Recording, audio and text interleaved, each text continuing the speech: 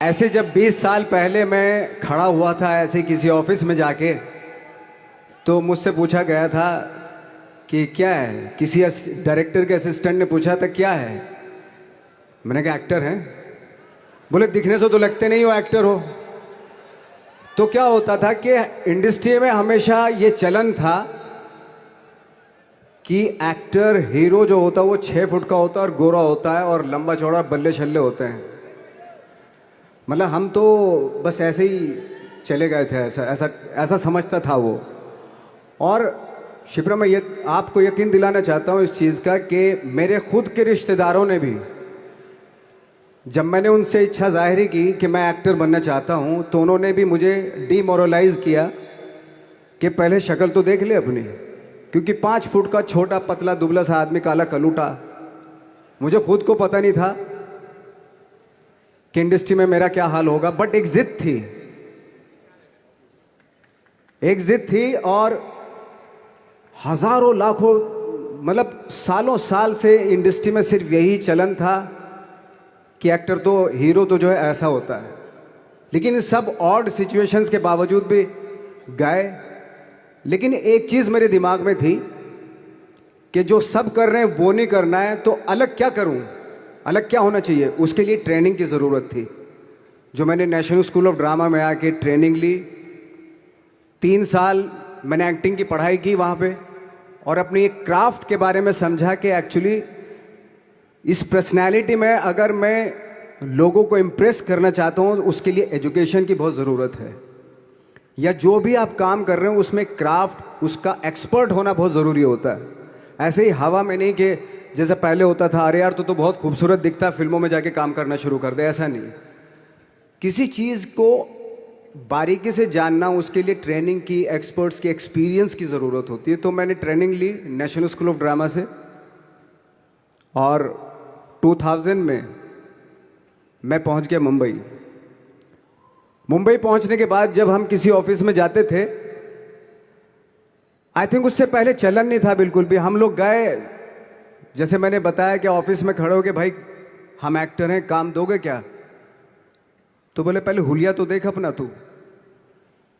तो ये हर बार सुनने के लिए मिलता था, और वो बात भी सही थी, क्योंकि उससे पहले कभी कोई आपने देखा नहीं होगा कोई इतना बड़ा, कोई इतनी सी पर्सनैलिटी का 5 फुट 6 इंच का आदमी, पतला दुबला सा मरियल सा, कि कभी ये इस तरह के लोग एक्टर भी बन सकते हैं, हीरो भी बन सकते हैं, स्टार भी बन सकते हैं। ऐसा चलन था ही नहीं। मैं कॉन्फिडेंट था बिकॉज ऑफ माई ट्रेनिंग। मैंने ट्रेनिंग ली थी और अपनी क्राफ्ट के बारे में बहुत अच्छे से जानता था मैं, और उस चीज़ का सिर्फ कॉन्फिडेंस था मुझे कि आज नहीं तो कल, कल नहीं तो परसों, या 10 साल या 20 साल या 30 साल, 30 साल के बाद नंबर ज़रूर आएगा मेरा। मैंने कभी भी अपने को टारगेट नहीं किया, टारगेट नहीं दिया मैंने कि अगर 2 साल ट्राई करके देखता हूँ, उसमें अगर हो गया तो ठीक है, वरना कोई दूसरा फील्ड अपना लूँगा। ऐसा कभी नहीं। जिस चीज़ का पैशन होता है, जज्बा होता है, अगर आप दिल से चाह लो ना, तो पूरी दुनिया झुक जाती है उसके ऊपर। उसको पूरा करने के लिए पूरी कायनात एक हो जाती है कि इस आदमी की जिद के लिए, इस आदमी की जिद के आगे झुकना पड़ेगा, और पूरी दुनिया झुकती है आपकी जिद के आगे। लेकिन आपको जिद्दी होना पड़ता है, आपको बहुत सारे सेक्रीफाइस भी करने पड़ते हैं, क्योंकि ये आपने चाहा है। परीक्षा देनी पड़ती है आपको, जितना बड़ा इम्तहान होगा उतनी बड़ी परीक्षा भी देनी पड़ेगी। आसान काम नहीं है। छोटे छोटे टारगेट बनाएंगे तो छोटों में निपटारा हो जाएगा। हमेशा अपने आप को टारगेट बढ़ा दो। तो उसके लिए हमेशा अपने आप को अनकंफर्ट जोन में डालो, कि जो इम्पॉसिबल है उसको पॉसिबल करने की शिद्दत, पैशन आपके अंदर होना चाहिए, वो हो जाता है। आज जो दुनिया में इतने सारे एक्सपेरिमेंट हुए हैं, ये सिर्फ इसी बिना पे हुए हैं, पागलपन के जरिए ही हुए हैं ये सारे एक्सपेरिमेंट। एक मैंने कहीं सुना था कि जब आप एक्सपेरिमेंट करते हैं तो फेलियर भी होते हैं, कई बार फेलियर होते हैं। कोई एक एक्सपेरिमेंट करने के लिए, कोई एक चीज़ करने के लिए बहुत बार हमने भी झेला है, बहुत बार फेलियर हुए हम लोग। लेकिन एटलीस्ट हमें इतने सारे फेलियर होने से इतने तरीके पता चले कि इन तरीकों से सक्सेस नहीं मिल सकती।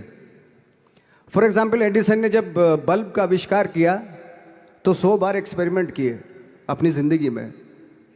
100 बार एक्सपेरिमेंट करने के बाद जब उसको पता चला कि अरे फॉर्मूला तो ये था बल्ब बनाने का, तो एटलीस्ट उसको ये, उसके साथ साथ उसको ये भी पता चला कि 100 जो तरीके हैं, 100 तरीकों से बल्ब नहीं बनता, ये भी पता चला उन फेलियर्स में उसको।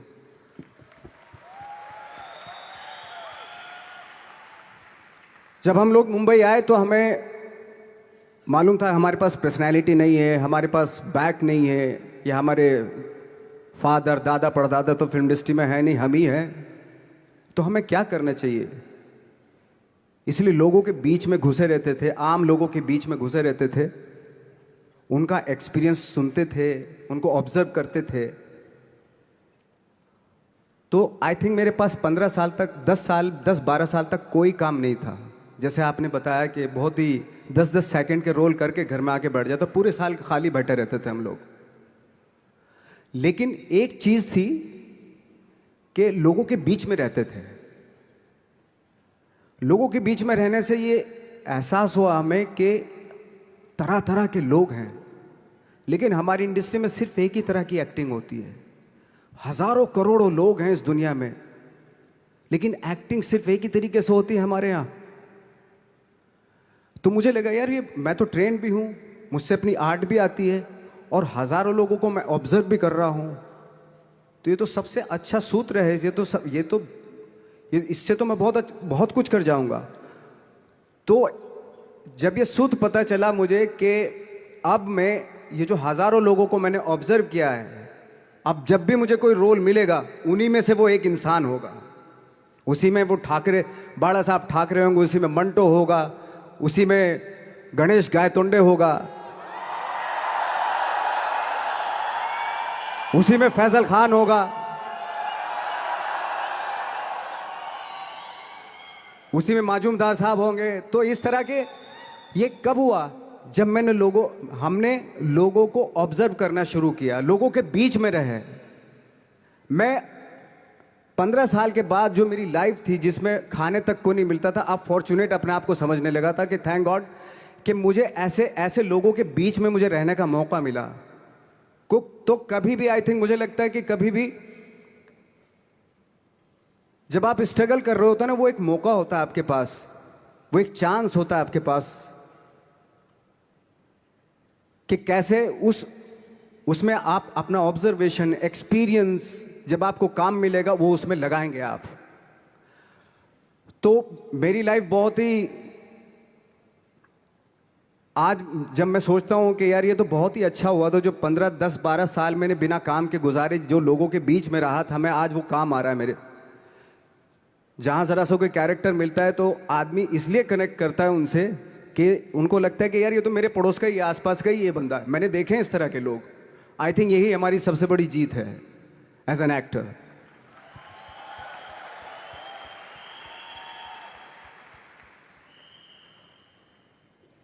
ऑफ कोर्स स्ट्रगल में बहुत सारी चीजें सेक्रीफाइस करनी पड़ती हैं, क्योंकि खुजली आपको हुई है, आप ही को मिटानी पड़ेगी। यू नो,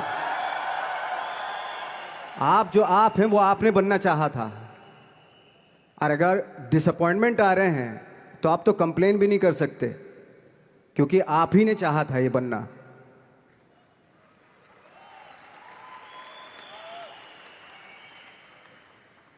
तो बस यही था कि 10-12 साल तक मैंने सोचा था, 10-12 साल जब स्ट्रगल हो गए तो मेरे बहुत ज़्यादा वो भी हुआ कि यार छोड़ के चले जाते हैं, कुछ काम मिल नहीं रहा है, क्या हो रहा है, कुछ पता नहीं, आई डोंट नो मिल पाएगा या नहीं मिल पाएगा। फिर ये होता था कि नहीं, मेरी मदर जो है ना, एक लेटर लिखती थी मुझे हमेशा। तब मोबाइल नहीं आए थे, पेजर आए थे, तो पेजर यहाँ पे लगा के चलते थे हम लोग। जब उनको मालूम हो जाता था कि भाई बंदा जो है ना थोड़ा सा फ्रस्ट्रेशन में है, डिप्रेशन में है, क्योंकि काम नहीं मिल रहा, तो मेरी माँ मुझे एक लेटर लिखती थी। उस पर लिखती थी कि लिखने के बाद एक लास्ट में लिखती थी कि 12 साल में कचरे के दिन भी बदलते हैं, तू तो इंसान है, तेरा दिन भी बदलेगा।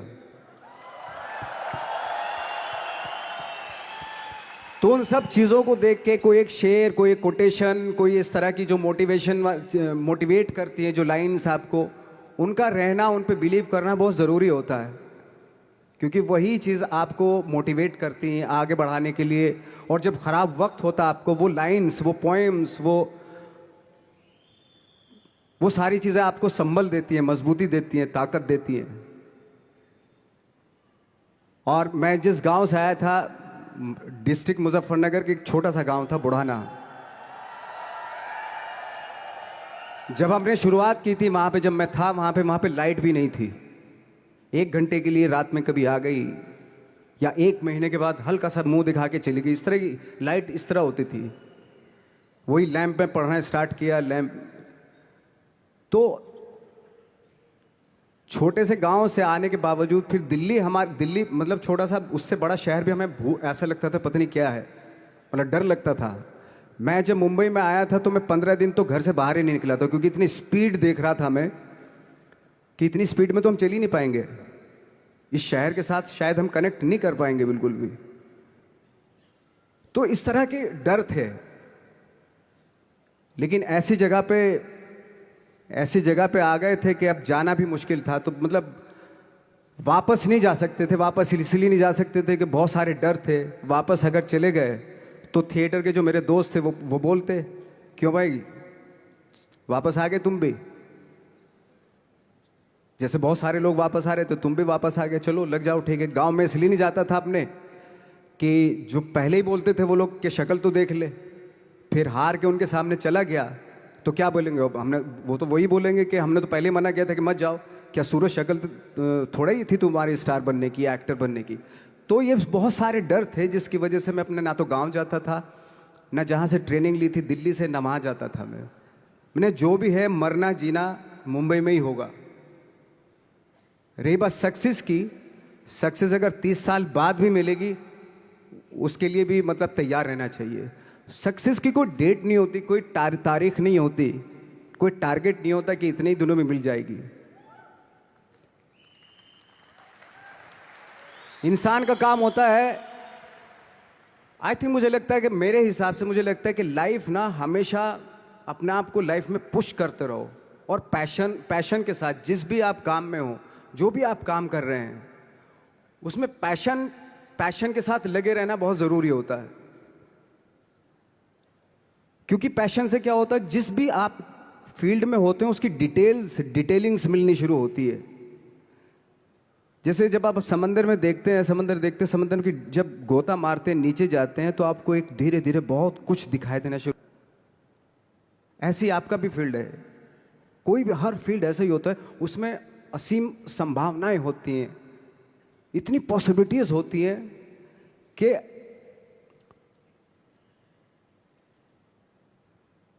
आई थिंक दुनिया का हर काम में इतनी सिर्फ अगर एक दर्जी है पैंट सीता है, 1000 तरीके की पैंट सी सकता है वो, अगर वो चाहे तो। अगर उसने नहीं चाहा तो वो जो ट्रेंड चला आ रहा है वही सीता जाएगा। लेकिन अगर उसने चाह लिया कि मैं ऐसा कुछ करता हूं, तो 1000 तरीके की पैंट उसी में 1000 तरीके की सी देगा वो पैंट। ऐसे हर फील्ड में पॉसिबिलिटीज बहुत होती हैं, और एक परफेक्शन होता है। फॉर एग्जाम्पल जैसे हम लोगों ने ट्रेनिंग इसलिए ली कि परफेक्शन आ जाए अपने काम में। जैसे एक मैंने एग्जाम्पल सुना था कि ये छोटी छोटी चीज़ें जो मैं बता रहा हूँ, ये चूंकि मैंने बचपन में सुनी थी, उन पे दिमाग, उन्हीं को अपनी लाइफ बना के आगे बढ़ा तो आज यहाँ पे हूँ। इसलिए वो छोटी छोटी चीज़ें बहुत काम आती हैं, उनको सुनना बहुत ज़रूरी होता है इंसान के लिए। बताते हैं कि एक बहुत बड़े, पता नहीं ये सच है झूठ है, मुझे नहीं इतना ज़्यादा नहीं मालूम, बट कोई बहुत बड़े इंसान हुए, लेकिन वो पहले मोची थे, जूता सीते थे। लेकिन जूता जहाँ से सीते थे ना, वहाँ से कभी फटता नहीं था वो, भले दूसरी जगह से फट जाए लेकिन वहाँ से नहीं फटता था, क्योंकि उसका पैशन था जूता सीना। काम भले ही वो है वो, लेकिन उस काम में भी उनका पैशन है। तो इसी वजह से वो इतने पॉपुलर होते चले गए कि यार जूता फट गया लेकिन सिलवाना वहीं जाके है, क्योंकि वहाँ अगर उन्होंने सी दिया वहाँ पे, जिंदगी भर वहाँ से जूता नहीं फटेगा। तो छोटी छोटी चीज़ों में ये जो परफेक्शन, पैशन, ये सारी चीज़ें होती है जो आपका आगे बढ़ाती हैं, बहुत आगे ले जाती हैं, लेकिन उसके वही है, कुछ चीज़ों का होना वाकई बहुत ज़रूरी होता है। फिर एक्सपीरियंस आपका, आपकी नॉलेज।